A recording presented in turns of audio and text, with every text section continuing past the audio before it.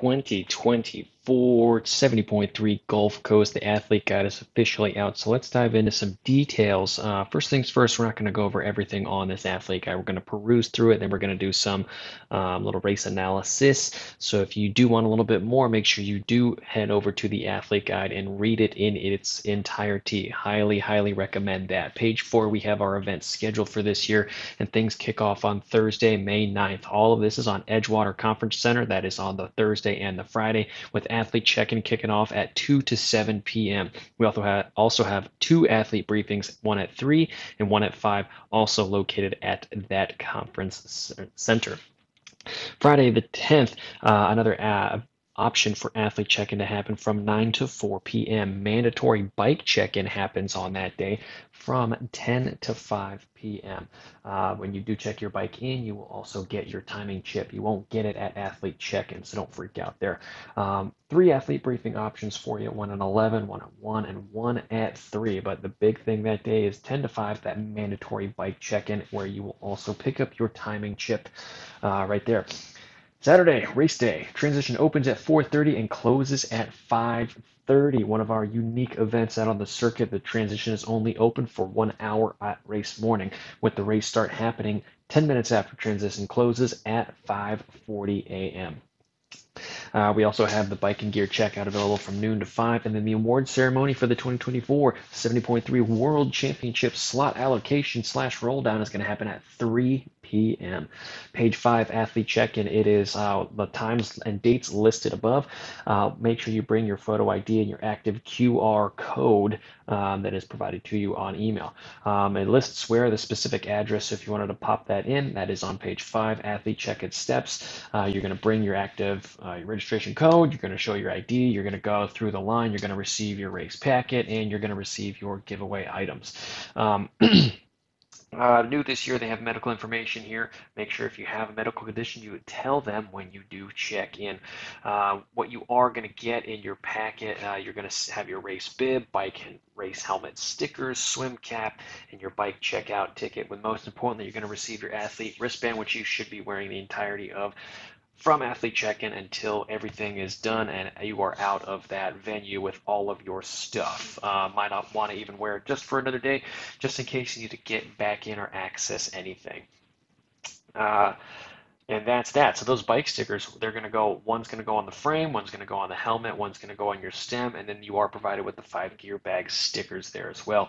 Again, you are not allowed to have any other stickers from any previous races on your bike, or like they list specifically your bike stem. So you're going to have to take those off before you get in there. It's a new policy from a couple of years ago, so just be aware of that. Page 6 has additional pre-race info, like Ironman Village, the parking, personal safety. When you do swim, make sure you swim with a buddy. Tell someone where you're going to go and what time they should expect it to be back. All of that good stuff. There are mandatory athlete briefings at times that we just listed, and then again, that mandatory bike check-in is on Friday, May 10th, between 10 and 5 p.m.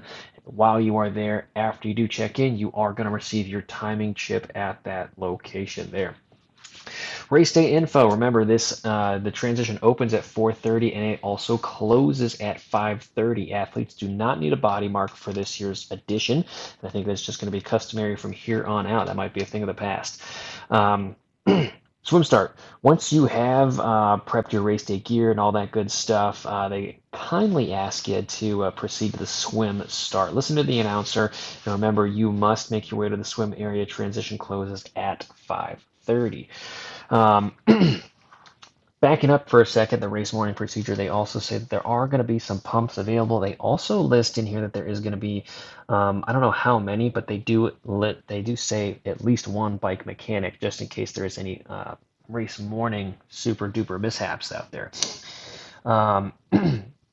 Already talked about your timing chip has to be worn the entirety of the race. Left ankle and aid stations. This is going to be one of the things that is not super listed very well on the race site here. A couple of grumblings before Gatorade is out, and not more than there's another nutrition company here.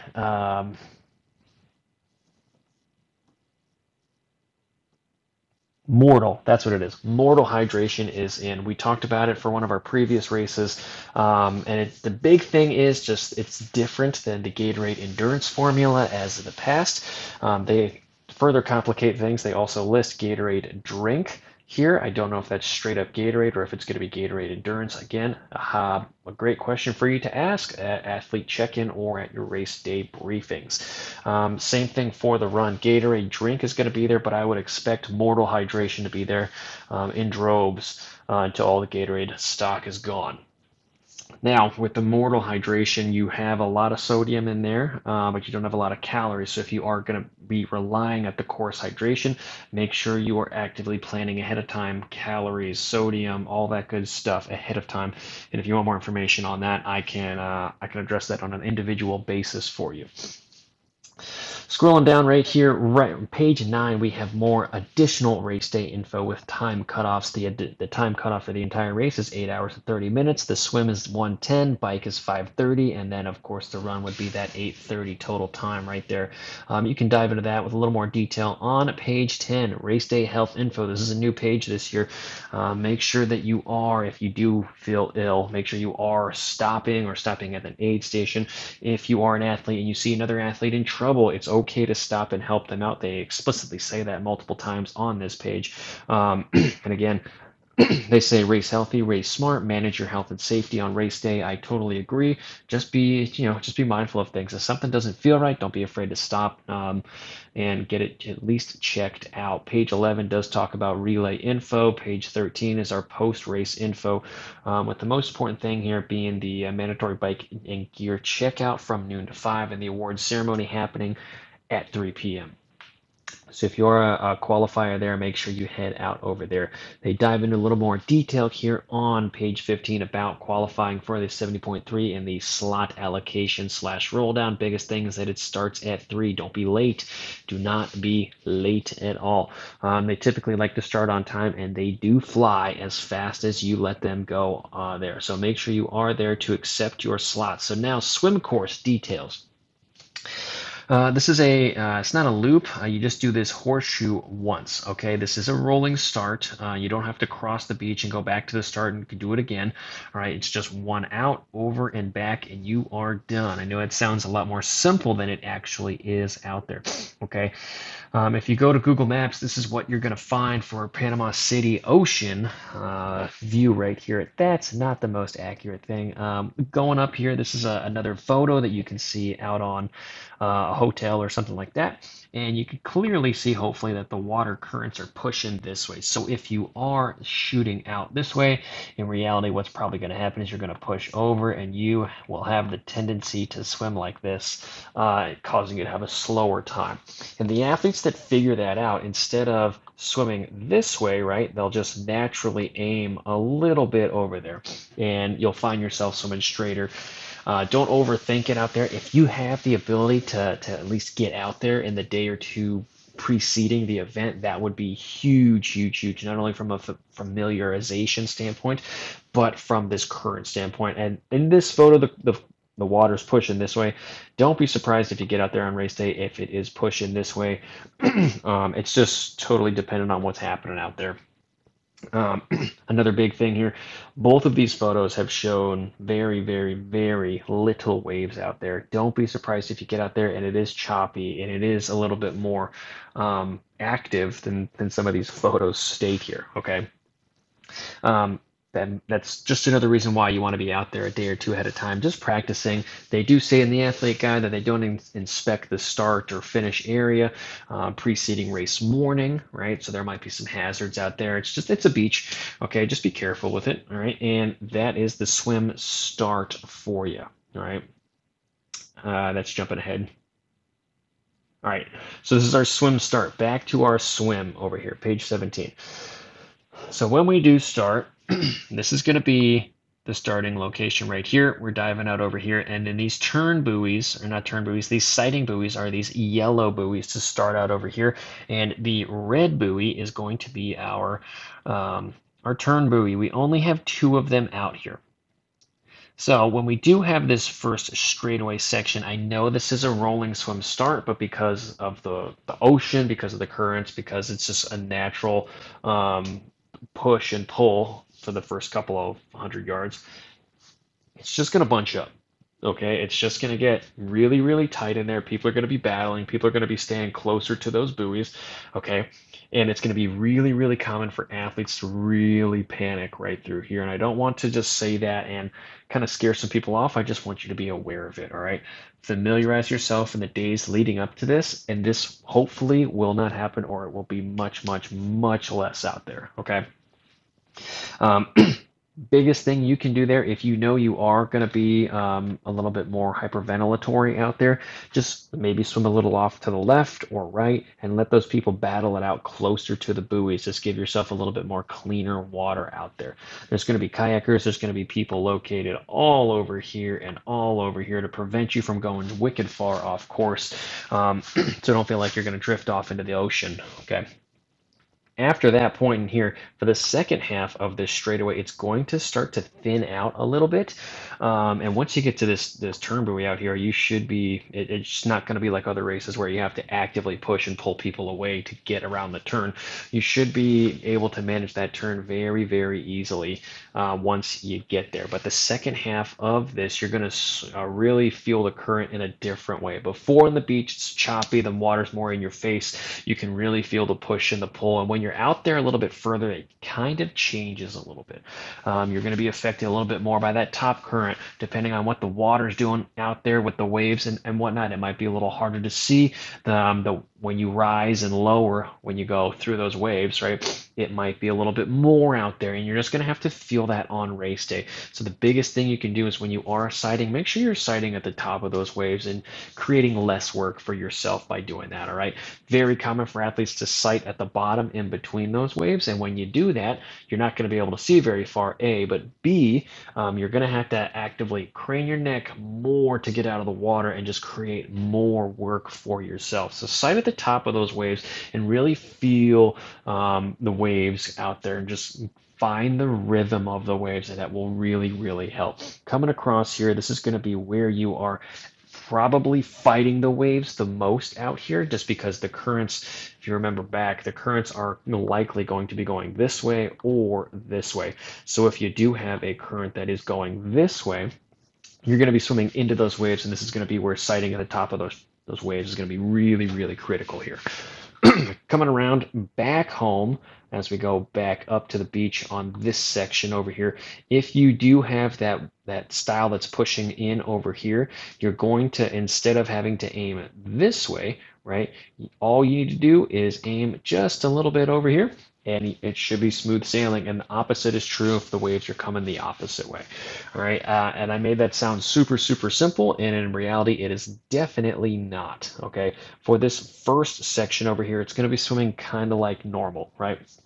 But as you get closer to the water here, that push and pull in between waves is going to be a little bit stronger. So when you're in this section right here, don't be and on this section too, don't be surprised that don't be surprised if you're battling through those waves. If a wave rolls by, right, and before that next wave comes, you feel like you're not really going anywhere. That's probably what's exactly happening.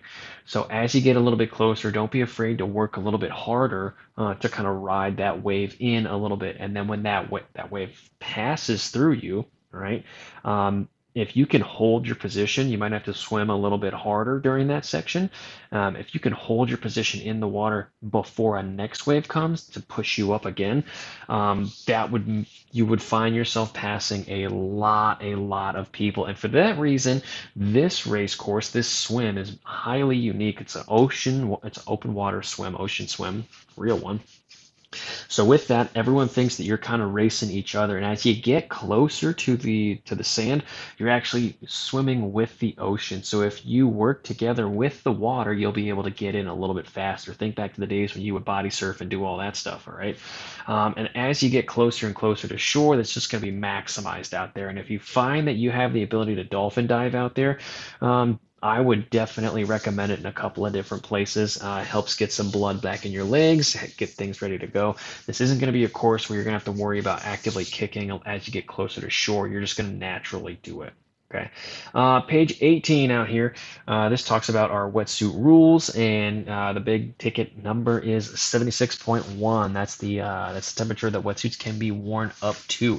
Wetsuits are prohibited when the water temperature is greater than 83.8 degrees. That is 28.8 Celsius. And you can read a little bit more about those rules on page 18. There is a couple that I definitely did not talk about there. This is our bike course. This is our one loop bike course. It does have a very, very long out and back section here. And let's zoom out for you to see it here. Let's head over to our best bike split stuff. This is our, if you wanted to see it, this is the speed that usually happens out there. We're going to take that down. I'm going to roll through it one time, and I want you guys to watch the little cyclist dude on the bottom. And you can see here that the wind to start out actively pushes you right on the race course, and we're going to hang a right, and we're going to go away from the ocean where you will have a cross tailwind. And again, this is all just what is normal, so this could definitely change on race day. And as you turn around, you're going to experience a crosswind from the other side of the bike here, and it might shift to more of a headwind out there. As you get closer to the shore, when you make those right-hand turns, or right, left, and a right again, you should experience cross tailwinds for the most part out there. And on this out and back, this is where the wind flips around, and you're going to have a headwind. I would pretty much bank on it until the finish line. So if you see that, our eagle-eyed viewers, that's mile 44.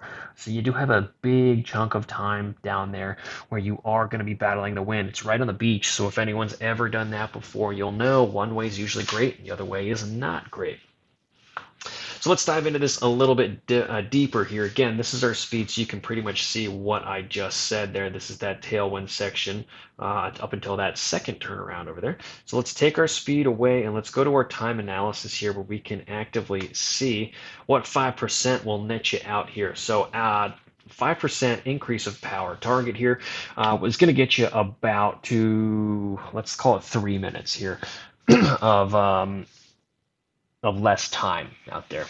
So you can see that 242, they're clocking it at a 239 out here now.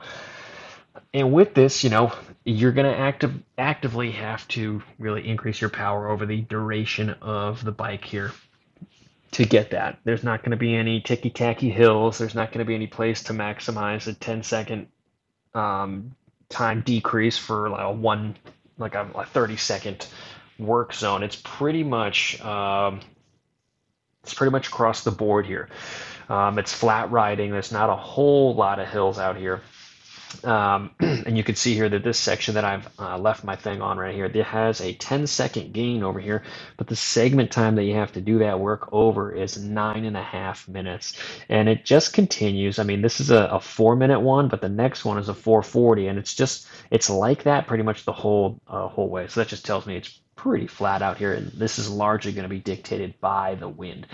Our weather angles, you can see here that they have targeted the wind as pretty much this way, right? You can figure that out as we went over our the power profile with our guy here. So the biggest thing out here is aero, all right, and what the wind is doing. On race day, or the days leading up to your race, you need to be tracking that weather. Which way is it going? Which way is it predicted? What normally happens during the day? Does it flip around? Does it stay this consistent? And what's going to happen when I'm out there, at my time of racing? If you track it in the days leading up to it, you can definitely figure it out. It's not rocket science. The same thing with the Iron event that just happened here. I guess still does. So race smart out there and watch your aerodynamics out there. A lot of athletes get really locked in at a course like this and a course like Maryland.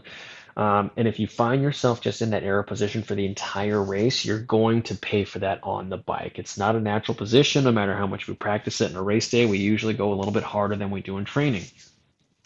So when you lock yourself in that aero position on race day, you kind of turn off some of the run performing muscles when you get out there. And it takes a little bit for your body to get it back. So Don't be afraid to get out of the aero position every once in a while, every 5 or 10 minutes. Just stand up, get on the pedals, stretch your back out, do whatever, and then get right back into it, okay? When you're feeding, all of that good stuff, use it as functional time on the bike and just avoid getting stuck in one position out there. Aero is definitely going to be king or queen out there, but watch it. Be careful. Do not overdo it out there. And that is our bike course. Now, if you remember on our athlete guide here, if I could ever get back to it, Mortal Hydration and Gatorade are the primary targets, the primary aid stations listed. We have one right here. Our second aid station is going to be back there, and our third one is going to be back here. The M's on these are labeled as Morton. I don't know if I could say that, Morton station. So they're going to have gels, they're going to have drinks. I would definitely ask what is going to be on the bikes. At this point, it's still not super clear. We've only had a couple of races in the season, and even that wasn't very clear there either. So you have three real opportunities to fuel here, and the biggest aid station that people are going to kind of miss on purpose is probably this third one, and I would highly encourage you to not skip this one. In my mind, all of these aid stations are critical, and there's not really one that you can skip. This third one, I think it's important because, again, you got a little bit over 10 miles of headwind battling through here. And a lot of people think that once they get to the beachy section of the race, kind of turn it off a little bit and just kind of cruise in, and a lot of time is wasted on these last 10 miles out here. When in fact, that is definitely not what you want to be doing, okay? I mean, even right here, we have 6 miles left to go, right where my cursor is, and a lot of people will just be turning off. They're getting ready for the run, and they're getting ready for the run for 6 miles, and this road just keeps on going and going and going, and pretty soon they've given up 5 or 10 minutes just in this stretch right here. This aid station is definitely used to kind of top yourself off, or just kind of capitalize on the bike where you can still eat and fuel a little bit more than on the run. Scrolling down here, we have a turn by turn. We also have our elevation listed out right here on page 23, with some of our bike course rules listed on page 25. Some of the most important ones are the draft zone, which is 12 meters long. You also have 25 seconds to pass the athlete that you have entered the draft zone of. If you have been overtaken, you have 25 seconds to let that person go in front of you. Those are the major violated rules out there. Another one is littering. Please do not litter, okay? There's more bike course rules listed on page 26 when you can definitely dive into. One that they've highlighted is cycling with the bare torso is prohibited. You got to wear a shirt, jersey, or some kind of top at all times during the cycling segment of the race. Uniforms with a front zipper may be unzipped to any length, provided the zipper is connected at the bottom of the uniform at all times. And the top of the uniform covers the shoulders. Okay. So scrolling down here through some of these adverts, this is our run course. Now, our run course, important to note, is 3 miles long. They've listed it as very flat, and I had to believe it for myself, with only 135 feet of elevation gain, and they are not too far off. I have 150 feet of elevation. I've also got a little bit extra miles here. 13.7 over here instead of the 13.1. But they're not lying. So the biggest thing that's going to hold you back on race day is just going to be what you did on the bike, what your nutrition has been, and then when you get on the run, how you can manage those two things through pacing, heat protocols, and actively matching up to what you've done in training. And that is going to be the big keys out there. So if we could scroll down again, just so I can let you see the aid stations. We have 1, 2, 3, 4 on each loop. Okay, so there's a ton out there. Again, it's not crystal clear what's going to be out there on the aid station. So again, I would ask at the athlete check-in, what is going to be out there at each aid station? Is it going to be Gatorade? Is it going to be Morton? Is it going to be Mortal Hydration? What is going to be out there? Because again, It's just we're getting mixing signals from a lot of different places here. And I wish it was a little more clearer for athletes, but it is not, unfortunately. 3 loops out here. So you can do a couple of different strategies out here. The first one is just kind of flying and dying. The second one is each loop you get a little bit faster, progressive. Or the third one, you start off a little bit slower, find your pace, and just stick to it and pick it up in the last couple of miles. Those are really the real options out here. But again, watch out for the elements. If it's super, super sunny, if it's super hot, go through your heat protocols. What are you doing to keep yourself cool and allow yourself to hydrate or fuel or any of that good stuff? What are you doing to allow yourself to do that out there? Go through your checklists and actively go down them and say, hey, I have a problem. What have I done in the last hour and a half? Have I been fueling? Have I been going a little bit faster than what I normally do? And the list goes on, right? And just actively figuring out what you can do to kind of fix it. The longer you wait, the longer it's going to take you to kind of self-correct. If you notice that something is up in that moment, don't be afraid to change up your strategy. If you notice you haven't drank in a little bit of a while, when you get to the next aid station, you might want to take a cup or two extra to kind of help balance yourself out. Do not make the huge mistake of overcorrecting very quickly. Again, these mistakes that we make out there, say we miss fueling for 30, 40 minutes, right?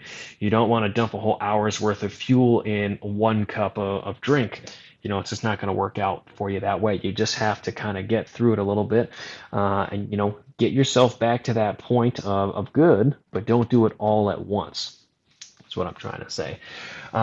We have run course rules listed on page 34. Please, please, please do not litter. And then on page 37, they continue. We have divisions on page, I believe that was 40. And on page 42 is the next one that I really wanted to get to was violations.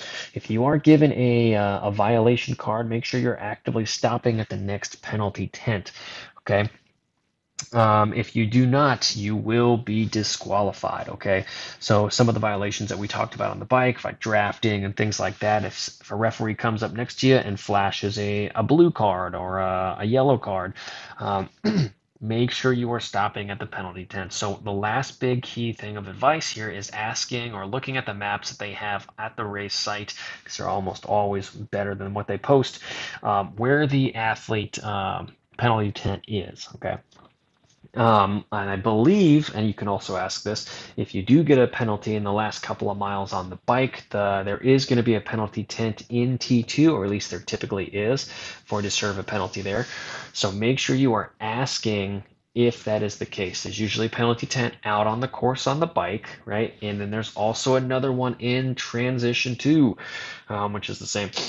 So make sure you know where those are, because if you roll through and you just pass them, you say, haha, see you later, they've already marked down your number, they already know who you are, and when you do not arrive there, you're going to get disqualified. So make sure you do know these. And they do list a couple of super, super easy ones, like a helmet chin strap not being securely fastened, littering, unauthorized equipment, outside assistance. Those are all yellow cards, and those are all 30-second penalties. A blue card is a 5-minute penalty. And again, be smart out there. Do not skip those tents. So that is our 2024 70.3 Panama City, Florida. No, excuse me, Gulf Coast, Florida, 70.3. It's a mouthful. Good luck, everyone.